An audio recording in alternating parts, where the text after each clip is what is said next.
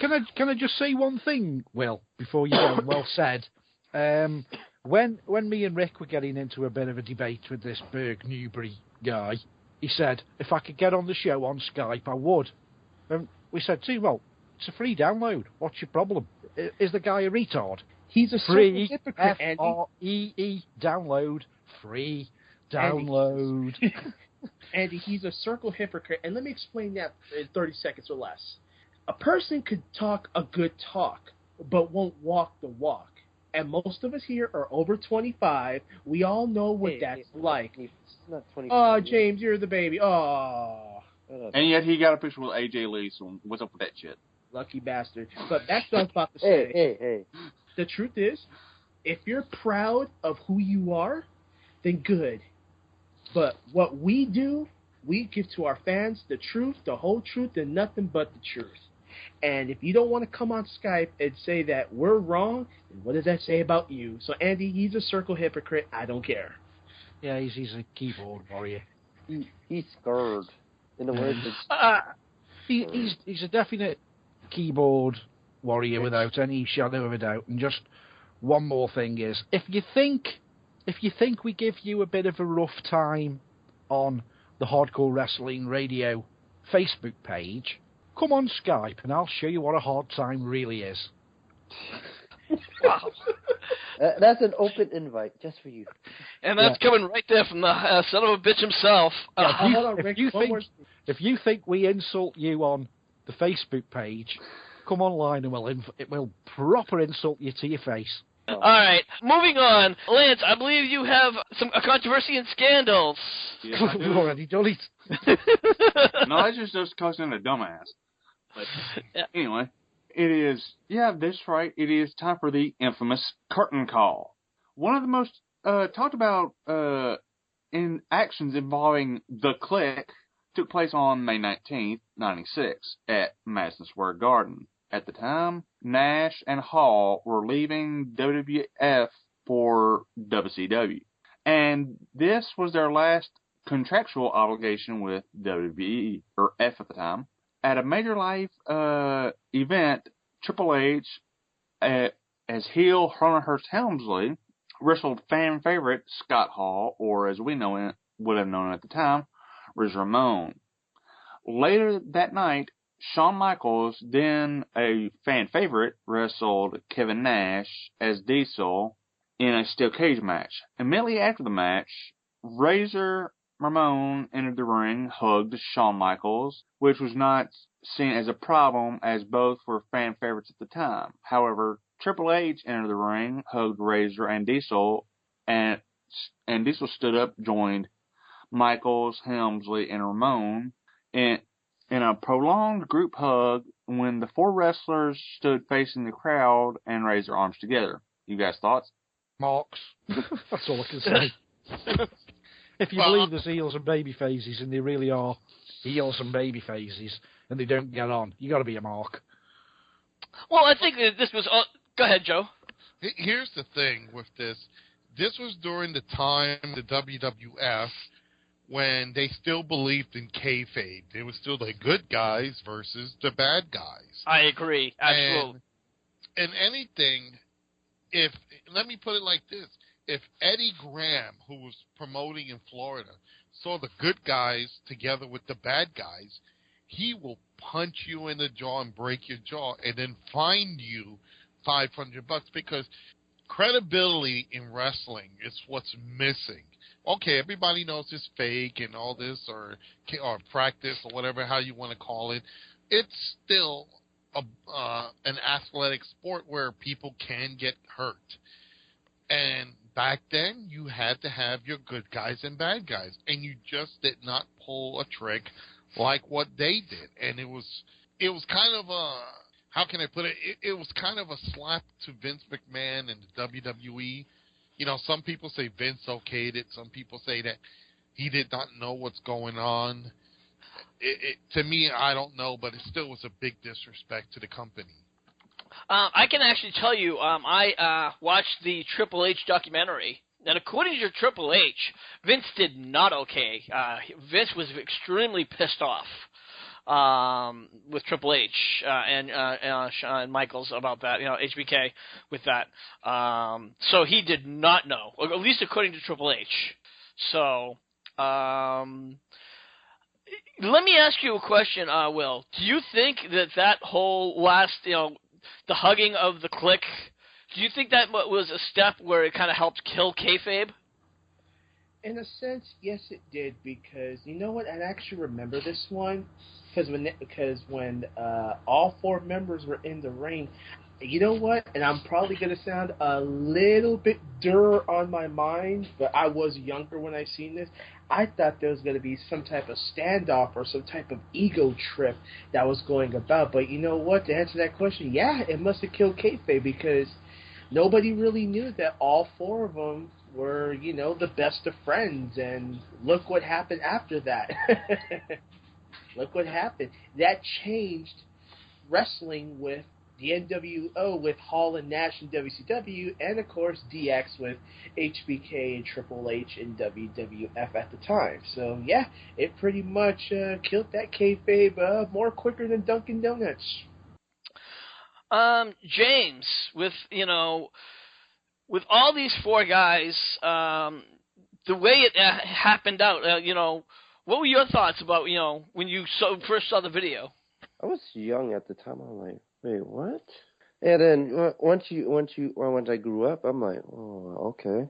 It really was shocking just to see it. I was young, as I said, at the time when this all happened. This was like I was 6 or 7, and then it was like, wait, what? Yeah. And you hear also is that with this, the only person that got punched out of it was Triple H, because Shawn Michaels was the champion, and he was he's basically the highest point. He was basically the Cena. And Nash and Hall, they were already out. So. They're already gone, so yeah. Hey, Rick, if I can say something real quick. As a promoter, during those times when that incident happened, we were, as a promoter, me and my staff and wrestlers, we were all gathered together watching, different videos and everything. And when this incident came out, I have to say, at least from a locker room perspective, my guys were pretty hot about this, because they just blew Shawn Michaels and Triple H and the Clique basically blew their nose at the business and just wiped their asses with the business. So a lot of professional wrestlers, and I say it like that, professional wrestlers were very highly upset about this incident. Okay. Because it kind of gave a slap to the face to the business, and those were traditional things that you did not do. And well, we all know how Shawn Michaels is and was, and however you want to look at him now. Yeah. Well, let me ask you something, and this is something similar, because we know that how it kind of maybe, as I was saying, it kind of I feel that was the start of helping kill kayfabe, so to speak, and over this past week, we've kind of noticed something a little bit weird. We noticed how Batista's been booed a lot, and he is, supposedly he's being perceived as a face. Alberto Del Rio even Jack Swagger has been cheered. Now, these are heels. And I actually had a discussion with Billy Boudreaux over from WGS TV, and he was very, very upset about this. He felt that the fans were idiots because they didn't have, that they shouldn't be cheering, heels and booing, and booing faces. What are your thoughts about that? You know what? At this time and era, I think the kayfabe thing and the faces and heels are just thrown away. So there's really no faces and heels, even though they still portrayed in some aspect. But I think what happened was the fans just booed Batista because they did not want him there. And let's face it, the only reason he's there, and everybody talked about it, is because he's in the Guardians of the Galaxy movie. That's the only reason he's there. Like, if he would have came back and started up again from, taking on a few people, working his way up, the mid-carders, then work up, I don't think people would have mind. If he did like what Chris Jericho does. Exactly. I don't think people would have mind. Right. Exactly. And I don't think anybody at least some people, doesn't see that. I mean, the fans, true fans, see that he's just here for the payday. Nothing less and nothing more. He's here to promote his movie and get a paycheck. Period. He's not here for wrestling. And, other people are like, oh, well, he's just here to help promote WrestleMania. He's here for money. And it's like, and I'm like, and I don't get that. And I mean, I know we kind of, again, got off track, but this doesn't make sense. Well, if put it like this, as in a business sense, as a promoter, it makes tons of sense because you're basically helping one of your talent push a movie that if it succeeds and Batista becomes a star, then you could put him in one of your own movies and make money out of him. Okay. Valid point. Plus if the fans want to see, if they're seeing Batista live in a movie theater or, in a movie, they're going to want to see him live. Oh, wow, if he's really like that, I want to see him wrestle then. Okay. But you know what? Let's say if this Guardians of the Galaxy hypothetically was like a blockbuster movie, it got all Academy Awards, blah blah blah. What's the difference whether he's at WrestleMania, whether he's at the opening match, a middle match, or the main event? What does it really make a difference, honestly? Because the fans don't want to see him in the main event. Well, in a business sense, it makes sense to put him in the main event because fans have to stay in their seats to see the main event. But you know what, though? Let me say this. As well as I know, that's bullshit. Because the fans who go to WrestleMania are not going to leave. They're going to stay through all the way to watch WrestleMania. You name one fan that's probably left early during WrestleMania. You know what I mean? And that's a crock of shit. That's a bullshit. It's a bullshit excuse. I'm going to tell you why. Because the only way they got Batista is he said, I want to be in the main event. He goes, otherwise you're not getting me. Well, that and he probably gives them the chance to promote his movie. And again, if Vince is not, he's really slowing down. But in all honesty, if he can make money from advertising Batista's movie and help to make this guy a star, and they can push him into other movies, WWE-made movies, then they're gonna do it. They'll find a ways to make money off of him. And again, Batista probably had his, I'm not doing this unless I get this. They probably say, oh, sure, what the hell? What's it gonna hurt for business? And again, it could suck, and it does suck, and the fans they hate his guts, and they're not booing or kayfabing. The fans are not choosing sides. They just totally hate Batista. So they don't want him where he's at, but he's doing what basically he's supposed to. He's going in there, doing what his contract states. He could, and you've seen from his Monday Night Raw interview, he don't care if they cheer him or boo him. He's there for a reason. He's there, and if he would have said, "Hey, I'm here just to freaking get paid," I could give a damn about the belt or this. It would have made more sense, But no, that's why the fans they weren't booing him. They weren't booing him because they hate him. They booing him because they hate him. They don't want him in the building.